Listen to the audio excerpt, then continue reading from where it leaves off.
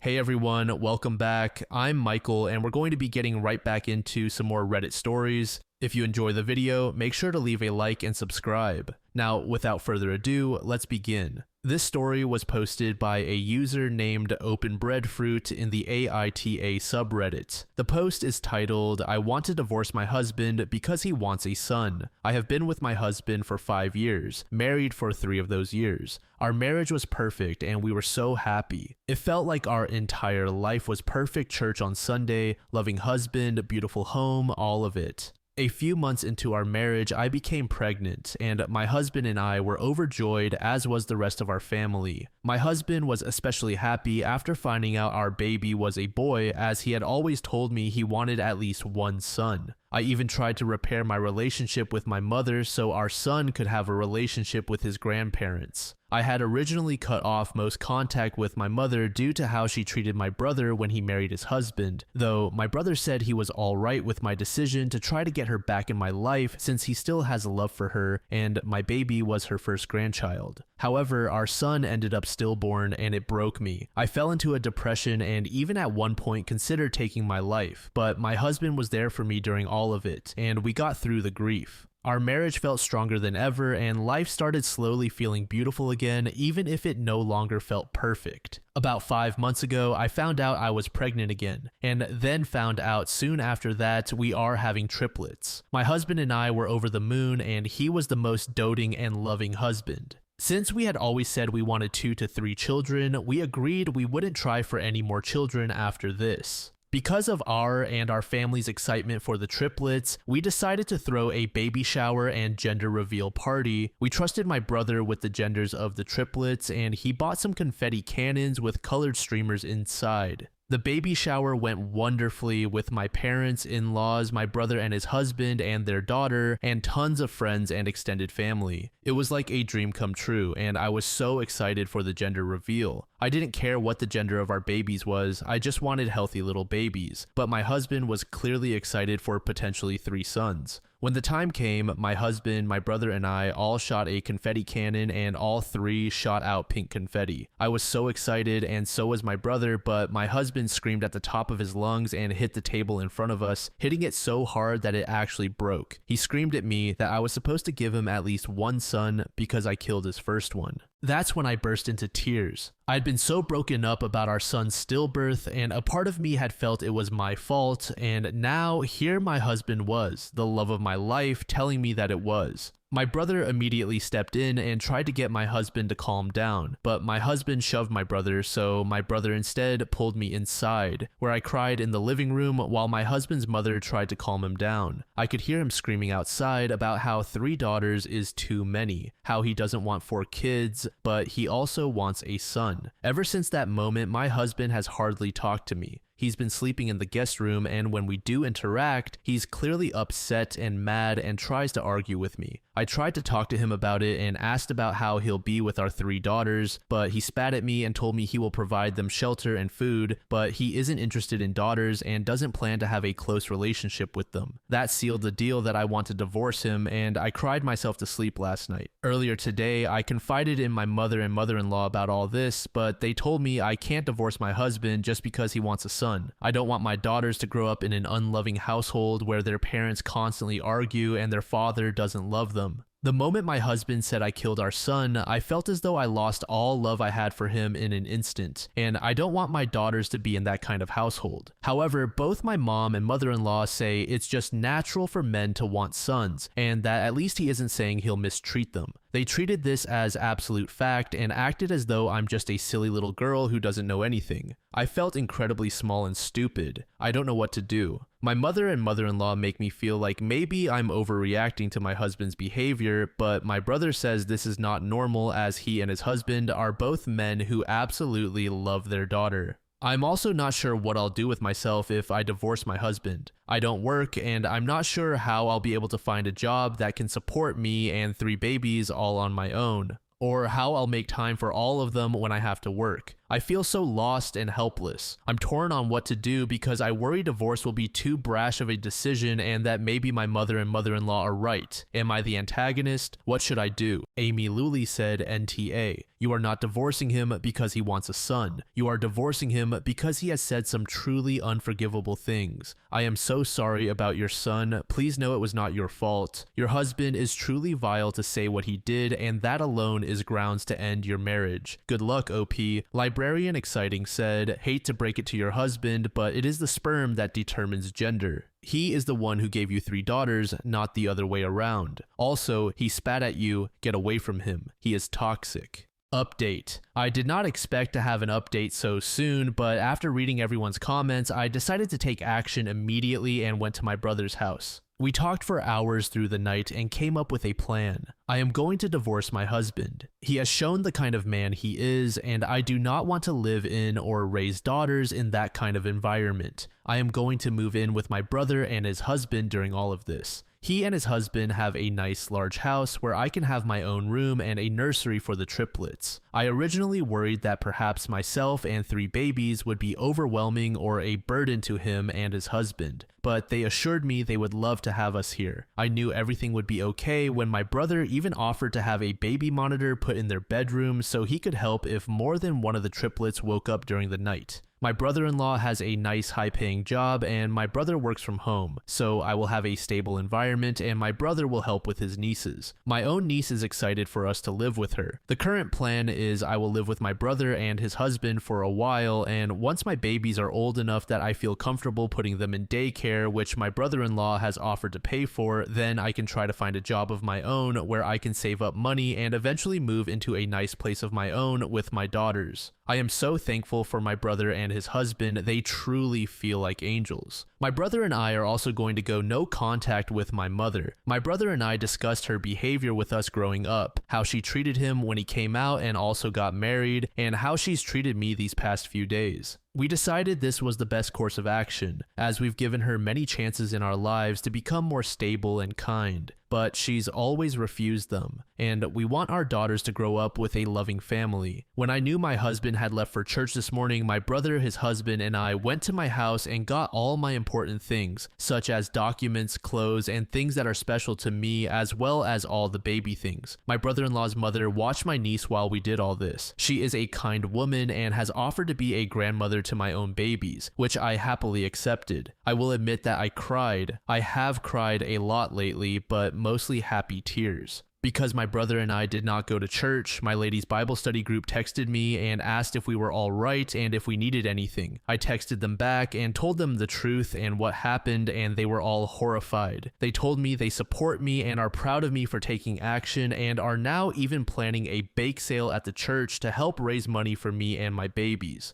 Also, apparently when my husband went out to lunch after church with his men's Bible group, one of the other members is married to one of my friends in my Bible group, and when he found out what happened, he yelled at my husband so much that he cried. I got a little bit of joy out of hearing about that, not going to lie. My pastor even called me and asked if I was okay, and he let me know that I will always have people who support me at my church, which I am very grateful for. After my husband came home from church and saw that most of my stuff was gone, he blew up my phone, but my brother-in-law called him for me and said that he would pay for my husband to get therapy for his grief over our son, and also told him to leave me alone. My husband has not tried to contact me since, and he has yet to give my brother-in-law an answer regarding his therapy offer.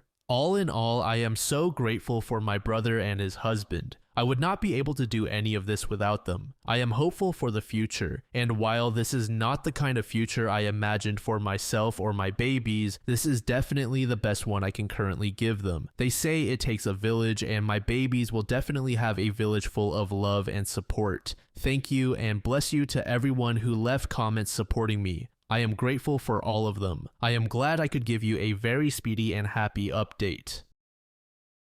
The second story was made in the relationship advice subreddit by a user named Prestigious Depth. The post is titled, "I and my BF had a trip planned and the day before the trip he stops messaging me. Then he doesn't show up the next day to leave. Hi, this is my first post because I need people to tell me what to think right now. My boyfriend and I have been dating for a little over 6 months and we have both been really busy with work, and his dad has recently been sick, so we have not gotten to see each other as often these last 5 to 6 weeks. So about a month ago, we decided to plan a vacation during a national holiday that is going on right now. We both are early in our careers and do not make much, but we decided to use a bit of savings and fly to a nearby country and have a beach vacation, stay in some hotels, swim, and the lot. We have both been so excited for this trip. He has planned most of the general stuff, which days and times we should fly. He booked all the hotels and messaged me almost every day this week with weather updates and things we could do. I have been super busy with work, but cut out some time earlier this week to make a more in-depth schedule so we could make the most out of our vacation and to book some stuff for us to do to ensure we would have tickets. It was all going perfectly. We were both clearly excited and had spent a good amount of money. I know he already spent at least $1,000 booking stuff, so he was very invested.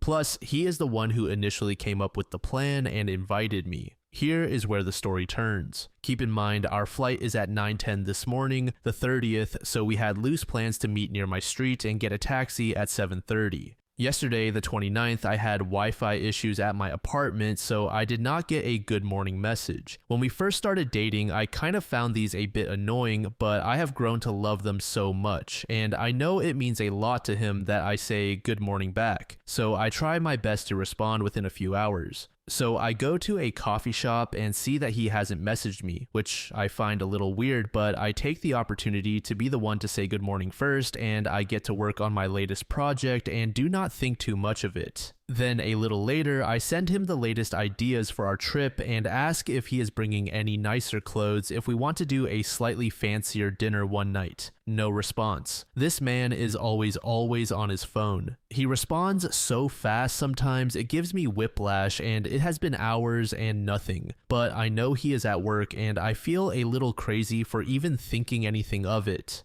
I accidentally leave him for hours sometimes because I am not as attached to my phone, so it is not a big deal if he does not respond quickly, but it is weird for him. A few hours later, I send him a booking confirmation. No response. I finish my work and go home. Then 5:30 rolls around and I know he should be off work. I message him again and no response. An hour later, I message again because I'm getting worried he isn't messaging back the night before our flight. No response. I call him a couple of times and he does not pick up, so by 7:30 I am stressing out, and I walk over to his apartment. His bike is outside his door, but I knock for 20-ish minutes and no response. I am trying to come up with excuses. Maybe he had to work super late. He is at dinner, his phone is dead or broken. I go home and just pack and go to sleep. This morning, still nothing. We plan to leave at 7:30, so I get ready as I would have and try calling him a few times. At 7:30, I go out to the street corner where we normally have met before and wait. To get to the airport in time to check in, we have to leave by 8 o'clock at the absolute latest. I message and call him the whole time and nothing. At 8:01, I head to his apartment again. I am pounding on the door, calling him. There is nothing, no response. His shoes are there that I can see, his bike outside unmoved from the day before. We have missed our flight, so I request a refund on the site while literally sitting against his door, and I cancel any bookings I made, all of which went through. So I am super sad about missing our vacation, but I want to emphasize that I am not mad about the money. I was able to get it back. I am scared at this point.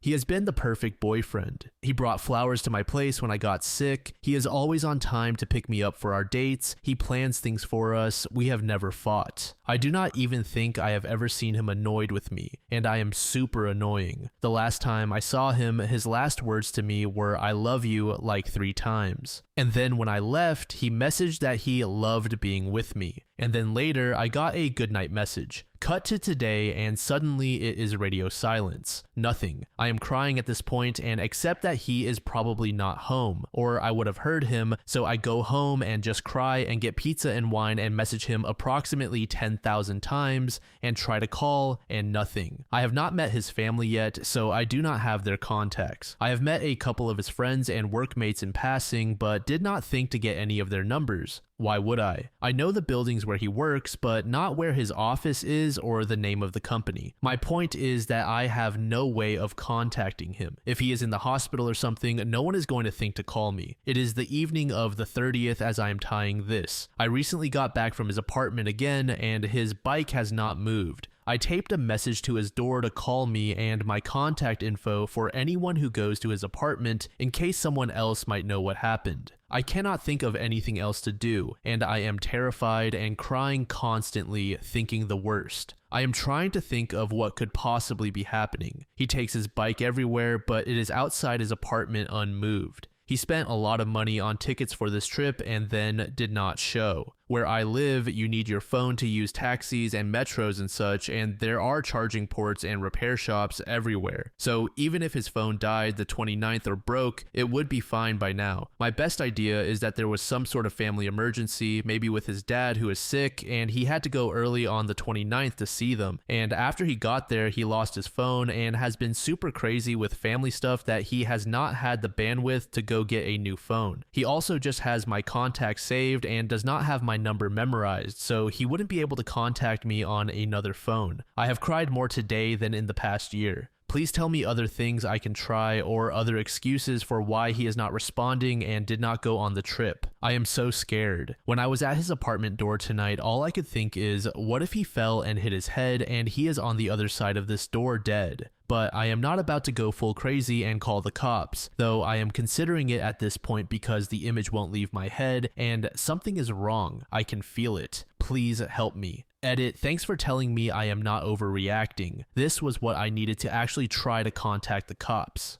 Update, he's not dead. Okay, so it has been a crazy night. For everyone asking why I had not already gone to the police, it had only been a day and a half, and I live in a very safe place, so I did not want to overreact. People have always told me I blow things out of proportion, so I am very cautious about it now. I know I probably should have gone earlier though. Anyway, I left my house and tried to find a police station, but all I could find were traffic violation stations. So I called in, even though I have the speech capabilities of an 11-year-old in Chinese, and told them what was going on. There was a nice woman on the phone, and she was very helpful and patient, and sent over some officers to meet me and help me. They immediately took my case very seriously, but I still had the problem of not really having much information to give them. They asked if I had a picture of his ID, and I was like, no. So it took them a long time to find his record in the system. They were ready to go with me to do a house check, but then they got an update on the system and asked if I was okay going with them to the station, and of course I was. So I got there and they asked me a few more questions like if we were fighting. Then the officers who I was talking to got a bit nervous, and one typed something into his phone and showed me a translation. And it said, "Your boyfriend was arrested 2 days ago." I felt so many emotions, and I'm still reeling. I barely slept last night, and I have been worried sick and crying all day, so I'm relieved that he's fine. He's not dead or hurt or sick or in a coma or something, but at the same time he's arrested. I'm still trying to wrap my head around it, quite frankly. They couldn't tell me why he was arrested because the case isn't closed, but they took down my number and said they'd call me. But yeah, I am so exhausted from this whole ordeal. Since I know people will ask, he's a great guy, a very nice person.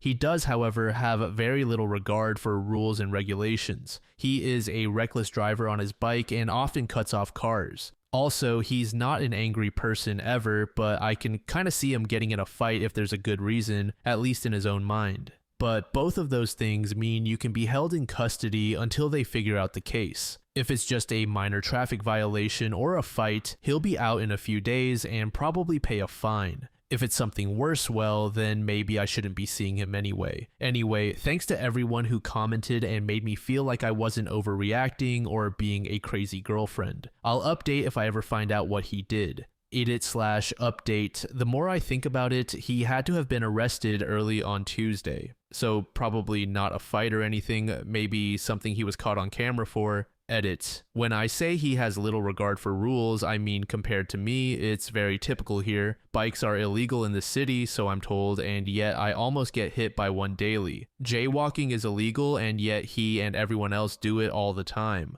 Also, you can get held in custody for very minor things, which is why I haven't blacklisted him quite yet. For example, once a guy yelled slurs at a group of my friends and called my black friend the N-word, and the police detained him for 3 days for disturbing the peace. Not saying my boyfriend would do that, but you can get detained for parking tickets. Uninformed said, this is a very classic China story. I currently live here myself. I will say that for him to have actually gotten arrested means that what he did was extreme, or at least the police thought it was extreme. In general, police like to solve things at the scene rather than take anyone in. They're notorious for that. Mars Teak said she doesn't say if her boyfriend is Chinese or another foreigner either. That will also make a difference. I also don't get why she didn't ask a Chinese friend or colleague to help her. It would have to be serious for them to bother arresting someone for something to do with an e-bike. They really don't want to deal with the paperwork. So it is most likely something way more serious.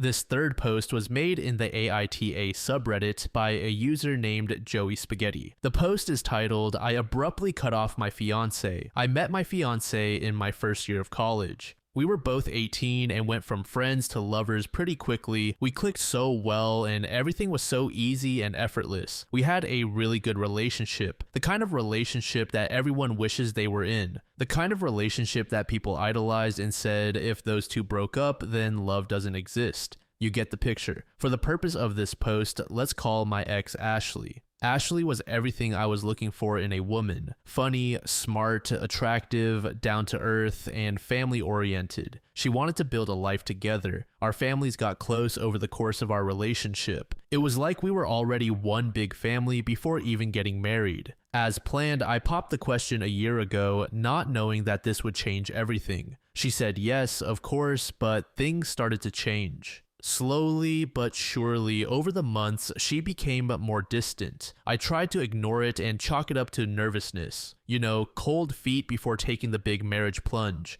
I should have trusted my instincts. She always went out with her group of friends on the weekends. I've been on these outings before. Usually it's clubbing and drinking. It's not my scene, but I trusted my girl, so I had no problem with her going without me. These outings became much more frequent after I popped the question. I tried to ignore my gut feeling that something was wrong about this. I should have listened. Last week, I got a text from one of her girlfriends. She said she felt super guilty about what had been going on. According to her, Ashley has been worried about getting married. She feels that she hasn't had a chance to explore other options, and the prospect of getting locked down for life made her really anxious. On these outings, she would frequently flirt with guys, dance with them, grind on them, and make out with them to get it out of her system. Since she wasn't having sex with them, she didn't consider it cheating. According to the friend, she also gave one guy oral sex in the club bathroom. She sent me pictures and videos from some of those escapades. My heart sank. I felt like I died that day. I thanked the friend for telling me and told her to keep it between us. For me, any form of cheating is a big no-no. I knew it was over. What makes this worse is that I have a past with cheating. She knows about my high school ex who cheated on me, and being a stupid teenager, I tried to end it all. This just makes this whole situation cut even deeper. She knows how much hurt she could cause and still went ahead with it. I wanted to crawl into bed and cry for a month. I wanted to be weak. I felt weak. I decided I would give myself the chance to mourn and cry over this after I protected myself. My fiance and I share an apartment that we both pay rent for 50-50. I decided to take 2 days off work and covertly started to move my things out to my brother's house across the city. He knows about everything and immediately offered his place to me. The first day, I moved non-essential items out. When Ashley got back from work, she made a comment about it, but I brushed it off by saying I sold some stuff and took some more things to a storage unit to tidy and clear space in our apartment. She didn't question it. I was furious on the inside about everything I had found out about, but kept cool to avoid suspicion.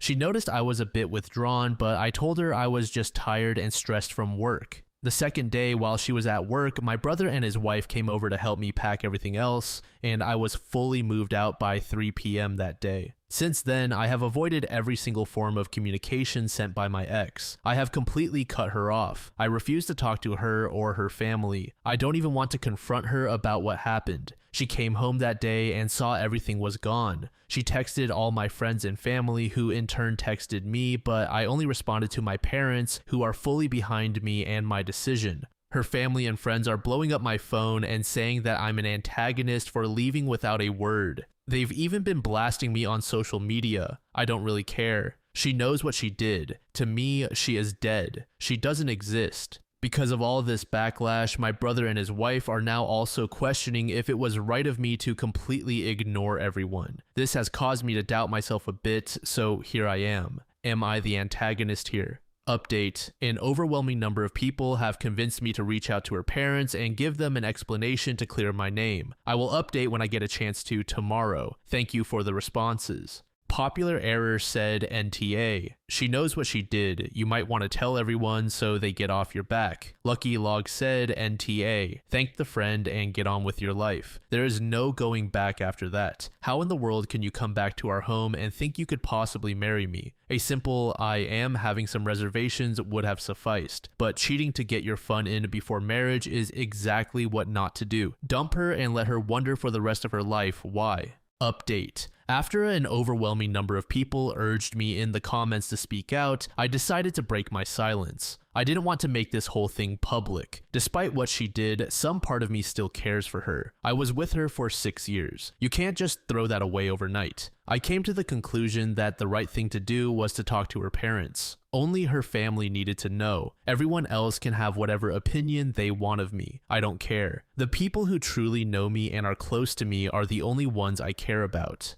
I sent a detailed message of what happened to my closest friends and family. All of them, of course, believed me right away. No pictures needed. I didn't feel like it was necessary or appropriate to spread those pictures of her, so I didn't. Now that the people I cared about were informed, I moved on to her parents. I messaged her mom, who, by the way, I had gotten so close to that I considered her a second mom, and she considered me a son. She was very upset with me, but agreed to meet up. I felt like this needed to be an in-person conversation rather than a bomb I drop in an email with everyone they know CC'd. I met her mom and her dad at a diner we used to frequent for breakfast. I know, so cliche. It was quite emotional. They were understandably upset. They didn't do anything wrong, and I cut them out of my life like nothing happened. I understood why they were upset, so when they confronted me, I was very quiet, just listening, letting them get it all out. I admit I was tearing up with them. That is, until they accused me of some things. It's been a whole week since all of this went down. In that week, a lot happened. Apparently, according to her parents, my ex convinced everyone that I cheated and that she kicked me out, and I haven't been answering anyone because I was so ashamed of what I had done. I literally laughed out loud. I responded by saying that I am sorry and I wish them a happy life, then walked out. I was so upset, I couldn't have even imagined being accused of this. What a joke. I can't believe her parents would believe her and throw me under the bus so fast. I walked out because I'm pretty sure I would have said some things I'd regret to her parents. I didn't want to do this, but she left me no choice. I activated the nuclear option. I went home, made an email titled "For Your Reading Pleasure," and attached every picture her friend sent me, including screenshots of the chat with her friend where she expressed how guilty she felt about the cheating. I also attached the videos of her grinding and making out with other guys. I included a long explanation detailing everything that has happened since the day I found out. I ended the email by saying that I do not wish to be contacted and that I expect my ring back at some point. I attached her parents, any friend I could think of, and a co-worker that I just so happened to know as well. I figured why not, so that's where I'm at now. I may be the antagonist for sending that email, but she really tested my limits when I found out what she was telling people. I have zero regrets. Currently crashing at my brother's place on the pull-out couch. He's helping me get through this as much as one can, I guess. Who knows what kind of fallout that email will create. Either way, I'm going to sit back and enjoy it with popcorn.